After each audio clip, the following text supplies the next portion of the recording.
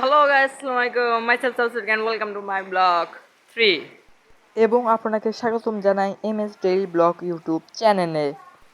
So friends, আজকে হচ্ছে তো বৃষ্টি চলে আসছে এবং বৃষ্টির ভেতর ফ্রেন্ডরা মিলে গোসল করতে চলে আসলাম। আসলে বৃষ্টির ভেতর গোসল করতে অনেক মজা লাগে, কারণ ছাদে চলে আসছি এবং দেখতেই পাচ্ছেন এখন বর্তমানে বন্যা যে পরিস্থিতি, তার ভিতরে আমাদের ছাদে একদম পানিতে ভরে গিয়েছিল ফ্রেন্ডস।